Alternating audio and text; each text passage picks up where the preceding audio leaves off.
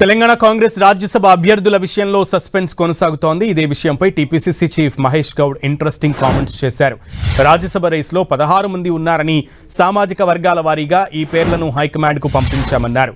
రాజ్యసభ ఇవ్వాలని 4 బీసీ నాయకులు అడుగుతున్నారని, రాష్ట్రం నుంచి ఒకరికి ఇస్తారా లేదా ఇద్దరికి ఇస్తారా అనేది రేపు తెలుస్తుందని చెప్పారు. ఇక రాజ్యసభ స్థానాన్ని జస్టిస్ సుదర్శన్ రెడ్డి అడగడం లేదని స్పష్టం చేశారు. మరోవైపు బీఆర్ఎస్ రాజ్యసభ అవకాశాన్ని కార్పొరేట్ శక్తులకు ఇచ్చిందని, తెలంగాణ కోసం పనిచేసిన వాళ్లలో ఒక్కరికైనా ఇచ్చారా అని ప్రశ్నించారు మహేష్ గౌడ్.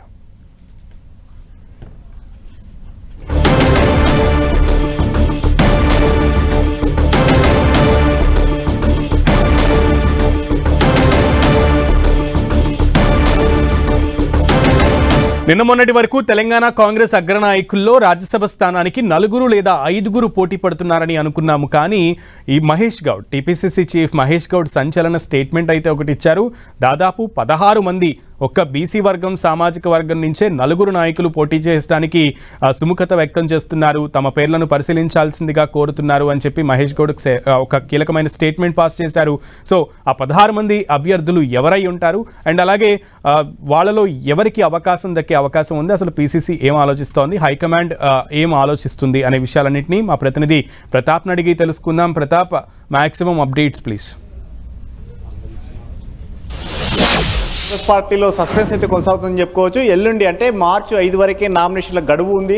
ఆ లోపు మాత్రమే అభ్యర్థులను ఖరారు చేయాల్సి ఉంటుంది. వారి నామినేషన్ కూడా ఆ రోజు వరకే లాస్ట్ ఉంటుంది, ఆ రోజు వరకే దాఖలు చేయాల్సి ఉంటుంది. అయితే తెలంగాణ కాంగ్రెస్కి సంబంధించి అధికారంలో ఉంది కాబట్టి 2 స్థానాలు కూడా, ఖాళీ అయిన 2 స్థానాలు కూడా కాంగ్రెస్ పార్టీకే దక్కించుకునే ఛాన్స్ ఉంది. కాబట్టి ఆ 2 స్థానాలకు సంబంధించి కాంగ్రెస్ పార్టీలో పెద్ద ఎత్తున తీవ్రమైన పోటీ అయితే నెలకొందని చెప్పుకోవచ్చు. నిన్న మొన్నటి వరకు కూడా 6 డజన్ మందో లేదంటే కనుక అటు ఇటుగా అన్నట్టుగా నేతలు కొంతమంది పోటీ పడుతున్నారని భావించారు. కానీ పీసీసీ చీఫ్ మహేష్ కుమార్ గౌడ్ మాత్రం కాసేపటి క్రితం మీడియాతో చిట్చాట్ చేస్తూ దాదాపు 16 మంది నేతలు పీసీసీ చీఫ్గా తనను అందరూ కూడా అప్రోచ్ అయ్యారని కూడా చెప్పారు. వారి అందరూ కూడా పేర్లు ఫోన్లో సంప్రదించడము, కొంతమంది లేఖ ద్వారా ఇవ్వడం కానీ అట్లా దాదాపు 16 మంది ఆశావాహులంతా జాబితాను ఇప్పటికే పీసీసీ చీఫ్కి ఇచ్చారని కూడా వారంతా కూడా చెప్తున్నారు. అయితే ఈ 16 మందికి సంబంధించిన వాటిపైన కూడా ఎవరెవరైతే ఆ పార్టీలో పనిచేసి పార్టీలో సీనియర్ నేతలుగా ఉన్నారో వారు ఎవరెవరైతే 16 మంది అడిగారో వారికి సంబంధించిన బయోడేటాతో పాటు వీటికి సంబంధించిన అన్నిటి అంశాలను కూడా ఢిల్లీకి ఇప్పటికే పార్టీ అధిష్టానానికి పంపించడం జరిగింది. పార్టీ అధిష్టానానికి సంబంధించి కూడా ఒక నిర్ణయం తీసుకునే అవకాశం ఉంటుందని కూడా చెప్పడం జరిగింది. నిన్న రాహుల్ గాంధీ, కేసీ వేణుగోపాల్, పార్టీ అగ్రనేత, లోక్సభలో ప్రతిపక్ష నేత రాహుల్ గాంధీ, అదేవిధంగా party general secretary KC Venugopal నిన్న తెలంగాణకు రావడం జరిగింది. వారి సమక్షంలో కూడా నిన్న దాదాపు అరగంట పాటు డిస్కషన్ చేసినట్టు కూడా చెప్పారు. కొన్ని అంశాలకు సంబంధించి ఎవరెవరైతే ఆశావాళ్ళు ఉన్నారో వారితో పాటు ఎవరికి ఇస్తే బాగుంటుంది అనే దానికి సంబంధించి కూడా పార్టీ అభిప్రాయాన్ని కూడా ఇప్పటికే పార్టీ అధిష్టానాన్ని కూడా పంపించామని కూడా చెప్పారు. అయితే దీనికి సంబంధించి డిస్కషన్ చేసేందుకు రేపు ఢిల్లీ రావాల్సి ఉంటుంది అన్నట్టు కూడా వాళ్ళు చెప్పినట్టు కూడా పీసీ చీఫ్ చెప్పారు. అయితే ఈ అంశానికి సంబంధించి ఫోన్లో సంప్రదిస్తారా లేదంటే కనుక మరోసారి ఢిల్లీకి వెళ్లాల్సి ఉంటుంది అన్నది కూడా చూడాల్సి ఉంటుంది. ఈరోజు సాయంత్రం వరకు ఆ అంశం కూడా క్లారిటీకి వస్తుందని కూడా చెప్పారు. అయితే దీనికి సంబంధించి రేపు పార్టీ అధిష్టానం ఒక నిర్ణయం తీసుకొని రేపు వారికి సంబంధించిన అభ్యర్థుల జాబితాను ప్రకటిస్తుందని చెప్పారు. రేపు అభ్యర్థుల జాబితాను ప్రకటించిన తర్వాత ఎల్లుండి వారు నామినేషన్ ఇచ్చే అవకాశాలు ఉంటుంది. సో మొత్తం మీద దీనికి సంబంధించి అయితే ఒక సస్పెన్స్ అయితే కొనసాగుతుందని చెప్పుకోవచ్చు. తీవ్రమైన పోటీ అయితే నెలకొందని చెప్పుకోవచ్చు. దాదాపు 16 మంది అభ్యర్థులు అని చెప్పారు. అందులో బీసీ వర్గానికి సంబంధించి 4 సీనియర్ నేతలు, వాళ్ళ పార్టీకి సంబంధించిన ముఖ్యమైన నేతలు వారంతా గట్టి పట్టుపడుతున్న పరిస్థితి ఉంది. అందులో మనం చూసినట్టయితే వి హనుమంతరావు కానీ, ఇరువర్తి అనిల్ కుమార్ కానీ, నేరల శారద, మధు యాష్కి గౌడ్, వీరందరూ కూడా ఇట్లా కొంతమంది సీనియర్ నేతలు అంతా ఉన్నారని చెప్పుకోవచ్చు.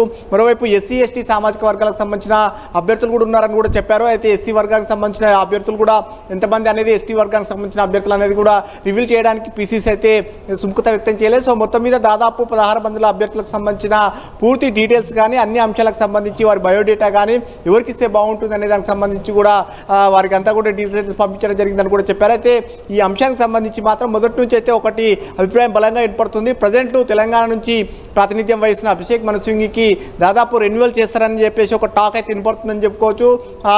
ఆ సీటు కనుక అభిషేక్ సింఘ్కి వెళ్ళినట్లయితే కనుక 2వ సీటుకు సంబంధించి ఏ వర్గానికి ఇస్తారనేది కూడా చూడాల్సి ఉంటుంది. ఇప్పటివరకు ఈ సామాజిక న్యాయాన్ని అన్ని కూడా కాంగ్రెస్ పార్టీ పాటించింది. గతంలో రాజ్యసభ కానీ ఎమ్మెల్సీలకు కానీ సామాజిక న్యాయం పాటించింది. కాబట్టి ఇప్పుడు కూడా ఖచ్చితంగా ఏ విధంగా ఎవరికి ఇచ్చినా కూడా వారి సామాజిక సమతుల్యాన్ని పాటించు ఖచ్చితంగా కాంగ్రెస్ పార్టీ అన్ని వర్గాలను దృష్టిలో పెట్టుకొని నిర్ణయం తీసుకుంటుంది. ముఖ్యంగా జాతీయ స్థాయిలో రాజ్యసభలో పార్టీ వాయిస్ వినిపించేందుకు కానీ, అదేవిధంగా ముఖ్యంగా కేంద్ర ప్రభుత్వ వైఖరి ఎండగట్టడానికి సంబంధించిన వాయిస్ వినిపించడానికి కూడా అన్ని దృష్టిలో పెట్టుకొని పార్టీ అధిష్టానం డిసైడ్ చేస్తున్నట్టు కూడా పీసీసీ చీఫ్ చెప్పడం జరిగింది. Okay Pratap, thank you.